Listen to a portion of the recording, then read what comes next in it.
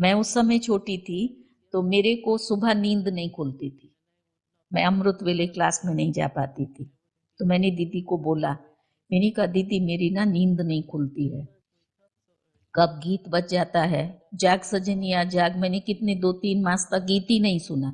सुबह में छोटी थी और नींद नहीं खुलती थी। एक बारी दीदी के पास में जो बहन थी, वो बहन अपने लौकिक घर गई किसी काम से। तो मुझे कहा कि ये 3-4 दिन के बाद आएगी, दीदी को तुम संभालना। तो उस बहन ने मुझे बताया दीदी को बीपी रहता था, तो सुबह सुबह गोली लेनी होती थी। बोला उठने के बाद में दीदी ये 4 बजे के बाद ये गोली दीदी को देना। तो जो पहला दिन था, तो उस दिन मेरे को चिंता लगी कि 4 बजे गीत बजेगा, तो मैं तो उठती नहीं हूँ, तो दीदी को गोली कैसे दूंगी। फिर तो मेरी नींद कब से खुल गई, 2 बजा। तो मैंने कहा अभी तक गीत नहीं बजता है। फिर सोई, फिर थोड़ी देर के बाद में फिर देखा, तो अभी तो 2:45 ही बजा हुआ है। फिर जब 4 बजा और जाग सजनिया जाग का गीत बजा, तो मैं फट से उठ करके और दीदी के कमरे में चली गई। और दीदी इतना अच्छा अपने बिस्तर पर आंख बंद करके बैठी हुई थी बाबा की याद में। मैं दीदी के सामने खड़ी हुई, मेरी बोलने की हिम्मत नहीं हो दीदी को, बोली नहीं, पर गोली लेकर के ऐसे हाथ में खड़ी रही।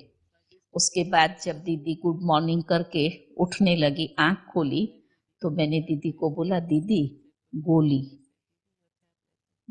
मुरली क्लास के बाद में मुझे बुलाया, बोली मुट्ठी तुमने बाबा को गुड मॉर्निंग भी नहीं किया और दीदी के आगे आकर के खड़ी हो गई।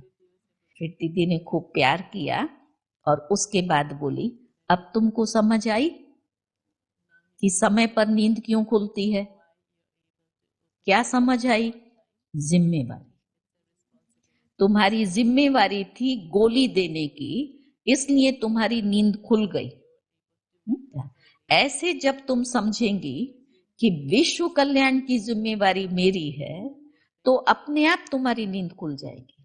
बाबा ने हमें इस प्रकृति को और वायुमंडल को बदलने के निमित्त बनाया है, और ये कार्य हमारे सिवाय कोई नहीं कर सकता है।